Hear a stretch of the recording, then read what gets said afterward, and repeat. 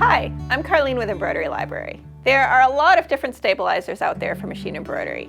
Choosing the right one for your project can make the difference between a design that looks amazing and one that looks less amazing. In this video, we'll introduce you to the different types of stabilizer and help you figure out how to decide which one will work for you. We've also done a little experiment so you can really see the difference the stabilizer makes, so keep watching to see those results. First of all, what is stabilizer? On a basic level, it's any material that you layer together with your fabric to keep the fabric stable. So to keep it from stretching and moving around as you're embroidering. If you use interfacing for sewing projects, this will look very similar, but we do recommend using stabilizers that are specifically designed for machine embroidery. The reason we need stabilizer is that embroidery demands a lot of your fabric, and the fabric just isn't built to support embroidery all by itself. Designs can have thousands and thousands of stitches, and each of those stitches is going to give the fibers a little hug and squeeze them together. That doesn't sound like much, but when you repeat it thousands of times, it can add up. This can cause your fabric to ripple and pucker around the design, or it can even make the pieces of the design move around a little bit and not line up exactly like they should. There are a lot of different kinds of stabilizer out there, but we're going to cover three main groups: Cutaway, Tearaway, and dissolving stabilizers. Cutaway stabilizer is pretty much our go-to, and it's generally going to give you the best stability. In a cutaway stabilizer, the fibers are locked together very strongly, so you need to cut away the excess stabilizer from the back of the fabric when you're done stitching. Otherwise, it's not going anywhere. We often recommend a medium weight cutaway like this as a starting point. The advantage of this is it's going to give you good stability, even for designs that are larger and have more stitches. And it's going to hold up the best over time, even as you wash and use the item. There are also sheer mesh cutaway stabilizers, which are a little bit more lightweight. This can be good for designs on shirts or anything where you want a softer feel on the back. They're best for embroidery designs that are on the lighter side with fewer stitches. We stitched out this gnome design on a cotton sateen fabric with a medium weight cutaway stabilizer. And as you can see, the fabric stayed pretty flat and there aren't any unintentional gaps in the design. Tearaway stabilizer, as the name suggests, is meant to be torn away from the back of your embroidery when you're done stitching.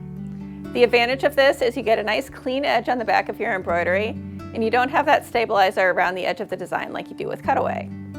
The disadvantage is that the fibers in the stabilizer come apart more easily since they're meant to tear away. So the stabilizer is going to break down a little bit while you're stitching because of all those needle penetrations, and it can also get a little bit weaker over time as you wash and use the finished project. We stitched out our gnome design on the same fabric but with a tearaway stabilizer instead of a Cutaway. You can see that the fabric is puckering a bit more in this one, and the embroidery is actually rippling up and down in some places. You can even see that some elements of the design aren't quite lining up, like the edges of these flowers and the outlines in this area. Something we do use Tearaway for all the time is in the hoop designs. Cutaway wouldn't work well for these because then you'd see the stabilizer around the edges. And we do test all of these designs with Tearaway when we're creating them to make sure they're going to work. Our last main type of stabilizer is the kind that just disappears. The type we use most often is water-soluble stabilizer, which dissolves when you soak it in water. There are also heat-soluble stabilizers, which melt when you iron them, and even liquid stabilizer, which you can spray onto fabric and then wash out when you're done. Just to show you what this looks like, we did stitch out the same gnome with the same fabric, but using water-soluble stabilizer. As you can see, this isn't really a great idea, and that's not what this stabilizer is designed for.